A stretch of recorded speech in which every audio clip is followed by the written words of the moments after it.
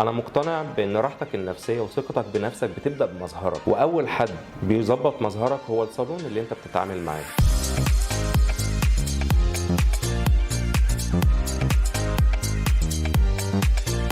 فكرة شادز بدأت منين؟ في البداية أنا أول ما نزلت مصر قابلتني مشاكل كتير، ففكرت في فكرة صالون نعمله مفهوش المشاكل اللي كانت بتواجهني. أول مشكلة كانت دايما بتقابلني الانتظار، إن أنا أكون مرتاح لستايلست معين وأفضل منتظره كتير، فدي حليتها بأبلكيشن. بداية من أول ما عاوز أحجز في ميعاد معين أنت تقدر تحجز الستايلست اللي أنت عايزه، كمان ببقى عارف الاستيميتد تايم لكل خدمة بأسعارها بكل التفاصيل. في شادز بنهتم بأدق التفاصيل، من أول اختيارنا للستاف بعناية، كمان إزاي نأهل الستاف التعامل مع العميل باحترافيه، وان هو يتقدم له دايما دورات عشان يقدر ينفذ الخدمات باعلى مستوى.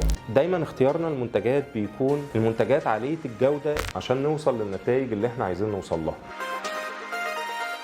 واهتمينا في شادز بالاجهزه والمعدات عشان الستايلست يقدر يستخدمها ويطلع بيها باحسن نتيجه معاه. كمان المنتجات اللي بنستخدمها في شادز هي منتجات عالميه عشان نوصل بيها لاحسن نتيجه احنا عايزين نعملها. واهتمينا بتفصيله خدمه العملاء، احنا مكان مش بيقدم منتج، احنا مكان بيقدم خدمه، فبالتالي اهتمامنا لازم يكون بالخدمات اللي احنا بنقدمها، وازاي انك تكون بتتواصل مع الاداره لاي مقترحات لتعليه الخدمه اللي بتتقدم لك. فمع شادز بتلاقي في بعد كل زياره سيرفي بتقدر تتكلم فيه بمقترحاتك، بتقدر كمان تتكلم مستوى الخدمه، هل نزلت المره دي، هل في حاجه وقعت مننا ما قدرناش نعملها. فكل السيرفي بيوصل للاداره عشان دايما نكون في تطور. كمان في تيم لشادز مسؤول عن التطوير، ان احنا ازاي نقدر نبص على الخدمات الموجوده على انحاء العالم وان احنا نقدر ندخلها في الصالون بتاعنا. كمان في شادز في تيم كواليتي كنترول دايما بيكون جنبك عشان تضمن ان دايما الخدمه بتقدم باعلى مستوى. فكرنا ازاي انك تحب تعيش تجربه الصالون وتبقى دايما منتظر ميعاد حلاقتك عشان تيجي تزورنا في المكان. شادز مش مجرد صالون حلاقه، شادز لايف ستايل، شادز رحله نجاح وبيك مكملين.